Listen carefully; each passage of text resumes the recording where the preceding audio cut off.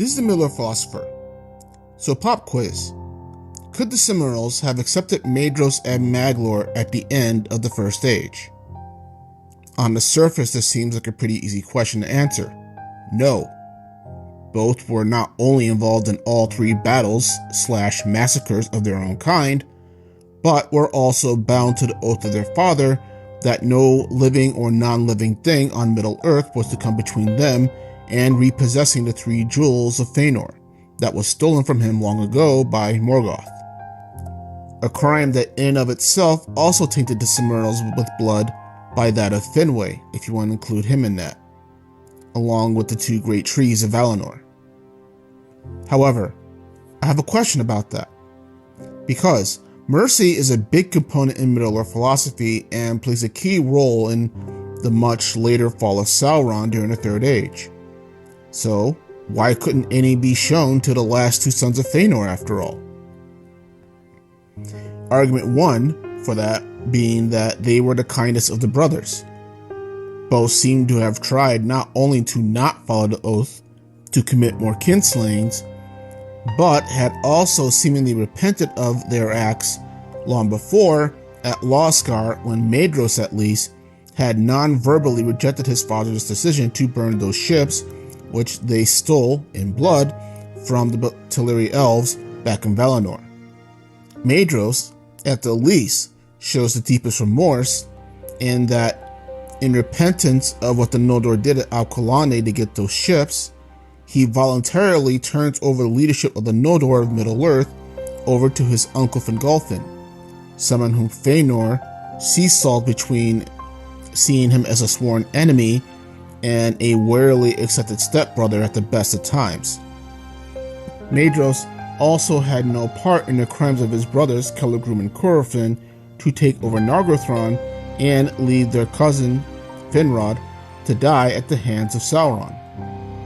Nor did he share in their Machiavellian machinations to try and take over the rest of the elven realms of Beleriand, and kept his brothers from attacking the king instead, or at least not until they defeated Morgoth in the north, according to their threat. And, lastly, despite leading the third kinslaying, saves Elrond and Elros, and not only that, both him and his brothers seem to have adopted them as well. Now, yeah, you can definitely argue that there's some Stockholm Syndrome action going on there, but the point remains.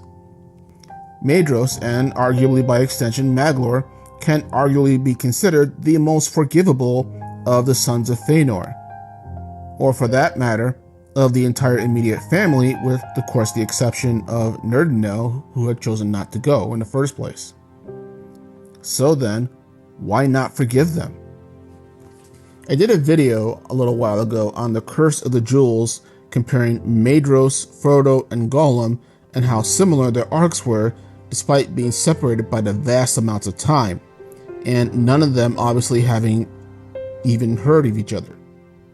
And in that comparison, I said Maedhros had ended his life because the burden and guilt of his actions, even if reluctantly, was too much for him, and the Silmaril apparently also felt the same way.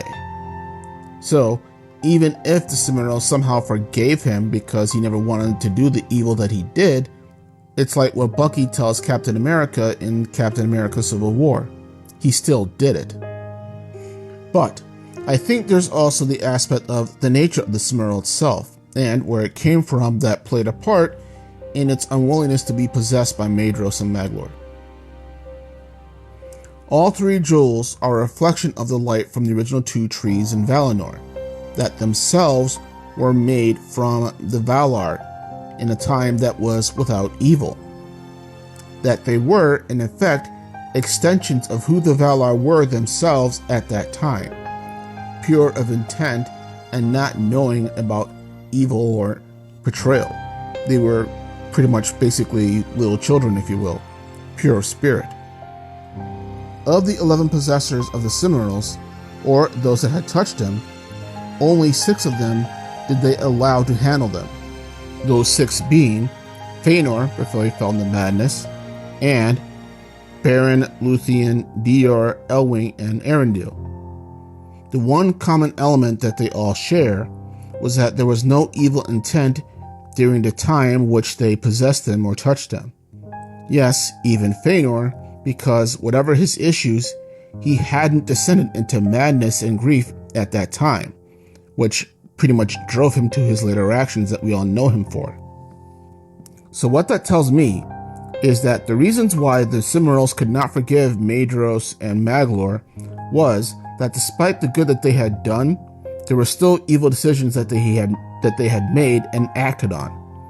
Elements that were completely foreign to the essence and powers of the Valar at the time of the making of the True Trees. Cringy as it sounds, only one of pure intention, who had no blood in their hands and had not committed any act out of ill will, would the jewels allow anyone to handle them, because that was their essence that they were made.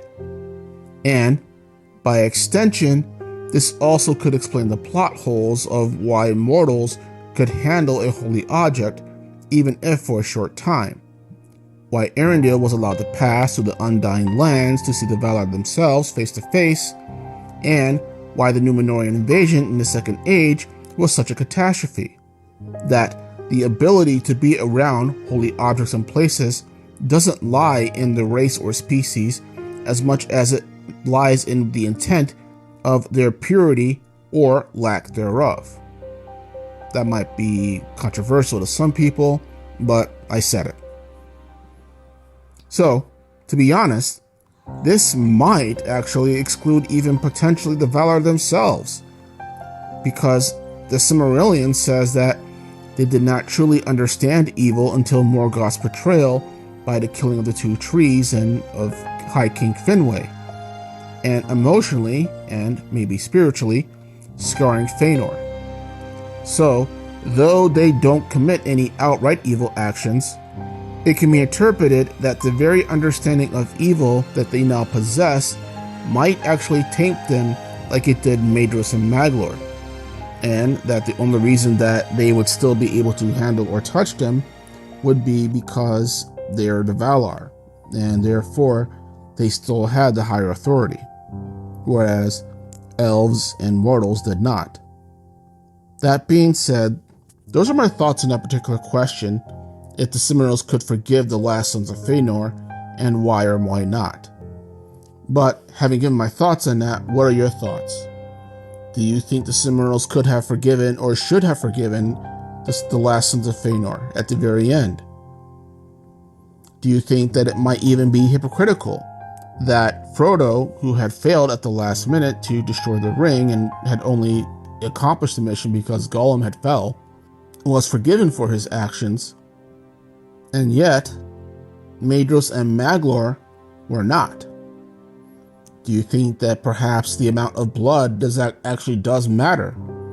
Tell me what your thoughts are below, but otherwise, this is the Middle-earth Philosopher, and you guys have a good day.